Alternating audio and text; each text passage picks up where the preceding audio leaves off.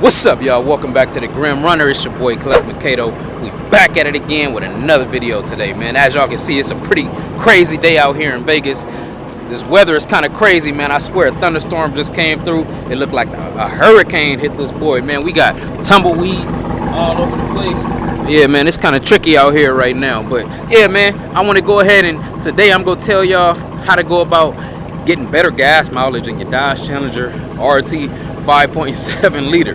Man, for those of y'all who've been with the channel since day one, y'all remember when I first got the car, I probably was averaging maybe about like 9-10 miles to the gallon. But now I've greatly improved my MPG, so I'm gonna go ahead and show y'all a lot of my tips and tricks. As y'all most of y'all probably know that it's common for the most part. So yeah, we gonna go ahead and do it like that. And look, I got my neighbors coming in that want to get in on the video. What's up, y'all? Appreciate y'all. Appreciate y'all.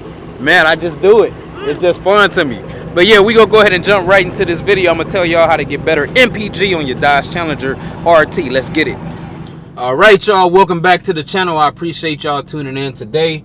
Once again, shout out to my two little neighbors that they always curious as to, you know, exactly what I'm doing, how I'm filming, and things like that. That's why y'all kept seeing me look out the corner of my eyes, because I saw them coming up and I knew that they wanted to be in a video. So shout out to my young neighbors, man. I appreciate them for being subscribed to the channel. You know, I definitely love the feeling of inspiring, you know, younger children and things like that, and show them something positive. So shout out to them, y'all. But let's go ahead and jump right into the topic at hand. So once again, we're going to be talking about how to improve your gas mileage on your Dodge Challenger RT 5.7 liter Hemi. This also, of course, can be applied to any make Dodge Challenger or Dodge Charger, or honestly any car. But since this is mostly a Mopar channel as of now, let's go ahead and jump right into it. So the first and number one rule of improvement to getting better gas mileage is going to be all about how you drive. So you definitely need to get rid of the lead foot. And when I'm talking about the lead foot, I'm talking about constantly and consistently gassing it and accelerating when you're driving. Now, a lot of people, and I honestly had issues and, you know, problems controlling this particular part of accelerating. You know, when you kind of like driving and you in traffic and you on the road, you tend to leave your foot kind of held down on the accelerator, which is basically you just kind of, you know, just dumping gas into the actual motor, and you burning a lot more fuel that way by leaving your foot actually pushed down on the actual pedal to go. Now, what you need to do whenever you want to get to a particular speed and you're comfortable being at that speed and the road conditions allow you to, you just want to go ahead and kind of just let off so that you actually cruising with your foot stabilized on the pedal. That way you're not constantly pushing fuel,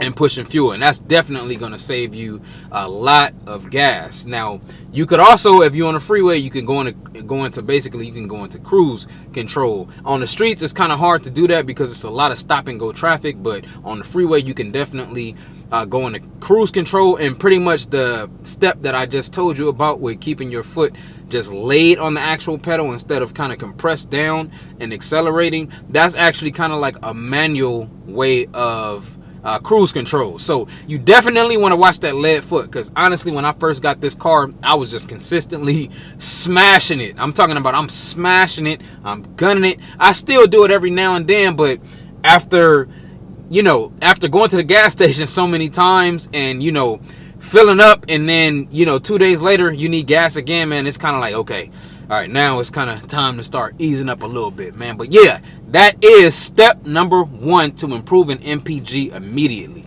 All right, so let's go ahead and jump into step number two, which is probably one of the most overlooked steps. So we're going to go ahead and cycle through our menu here right now. We're on a speedometer. So we're going to go ahead and we're going to cycle up a few options, and we're going to go to the actual fuel economy screen. So as you can see right now, I'm averaging 12.1 miles to the gallon. That's just due to the way that I'm actually driving right now, because I've actually been doing a lot of little private runs and just kind of having fun in the car. But when I first got my car, I was literally wondering, okay, why can I not improve the miles to the gallon on this thing? I swear to God, this thing was probably stuck around in between 10 and 10.5. So I'm going to show y'all a neat little trick, if you don't already know, is once you're on the screen, you're gonna hit the OK button right here. Excuse me, y'all, the camera zoomed out, but let me just go back. Let me show y'all really quick. All you're gonna do is hold down on the OK button on the steering wheel, and what that's gonna do is that's actually gonna reset the Mpg meter. So now when you actually go and drive, you're gonna get accurate miles to the gallon, and it's gonna start to recalculate and give you a better understanding of where you are on your Mpg. All right, now so we back outside of the car. I'm actually gonna show y'all two different things. I'm not gonna pop my hood, but one is under the hood and one is gonna be under the tires, man. Excuse me, y'all, I'm out here struggling with this one arm, but we still go get it done though. So the first thing under the hood is definitely you want to make sure you always have a clean air filter. So anytime you know you go to get your oil changed, honestly you can do this by yourself.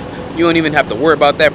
But for the people who wait until they actually go and get their car maintained, usually when you get the oil change, they kind of check that stuff, is you want to check the air filter. But like I said, you can do it yourself. Always make sure your air filter is clean, because the better your car breathes, the better you're gonna get on your miles to the gallon, especially on a V8 muscle car like this. So always make sure that that air filter is clean. The next thing I want to talk about is on these tires, man. You always want to make sure your tires have an even PSI all around, or if you don't have even, I know some people like to distribute a very specific PSI on the back tires. Some like to put a specific PSI on the front tires to kind of have it offset a little bit. But you just want to make sure that at least with both of the tires, if you're going to do it like that, that you have your PSI equal on both of the tires, man. So yeah, man, make sure that your tires, always check your tire pressure. You can do that directly from the menu in the actual car as well, man, and change out that air filter. All right, so the next couple things we're going to talk about is related to the gas that you put in a car. Now, if you have the 5.7 liter RT, our cars pretty much take 89. Now, you're gonna have to do your own research for the most part as far as how the actual fuel performs in each specific vehicle, but for the most part our car is optimized for 89.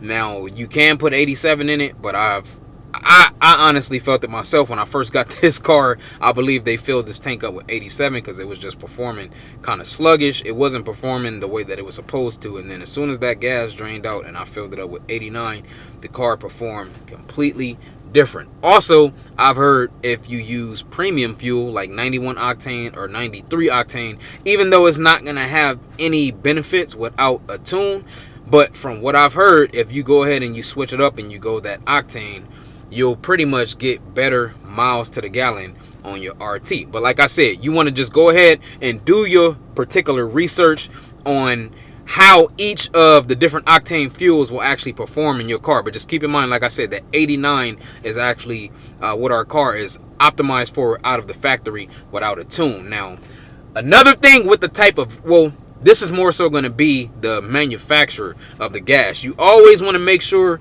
you go with the top tier gas brand. Now, here in Las Vegas, Nevada, our top tier is pretty much going to be, you have Chevron, you have Shell, of course.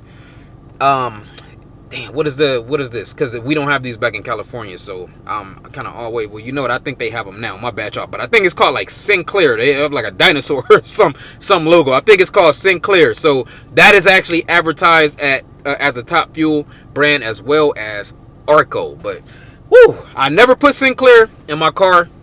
I have put Arco in my car, and that was just an emergency situation. And I'm gonna be 100% honest, man. Arco, that shit is like putting water in your gas tank for real, because it literally just goes. So for me personally, Chevron is gonna be, Chevron is gonna be number 2, and Shell is gonna be number 1. That's just my honest opinion. I've also heard that Costco, we do have Costco here. I've heard that Costco fuel is pretty much like rock solid, but of course, in order to get I think they have special rates at Costco, you need a Costco membership or something like that. But yeah, man, definitely make sure you putting that top tier fuel in your car and you're not putting that garbage in your gas tank.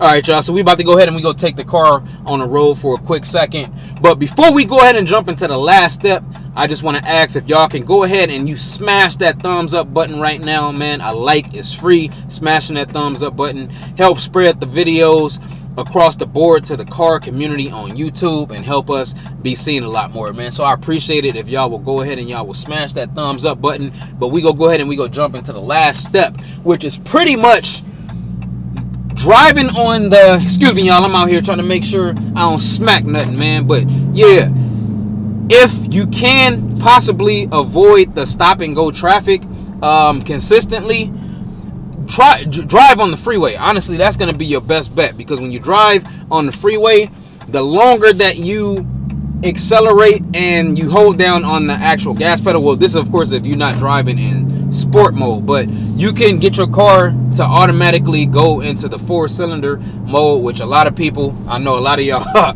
hate the MDS setup on the Dodge Challenger and the Charger, but your car will automatically go into 4-cylinder mode, which will of course help you improve your miles to the gallon. Now when you in stop and go traffic, you definitely can get that improvement, but dealing with, you know, all of these different cars and stoplights like that, you know, it's consistently going to go in and out of that 4-cylinder mode, and you'll be burning a lot more gas in stop and go traffic. So definitely, if you can, try to get your car on the freeway. I know that's a little bit hard for me, just the area that I live in. Honestly, it's actually not a free, I think our closest entrance on the freeway is maybe about like 2.5 3 miles from here, so it's not really an easily accessible area to the freeway from my particular area. But yeah, man, if you can, I know some of you guys might live in an area where traffic is horrible. You know I'm from LA and traffic is always shit out there, man. But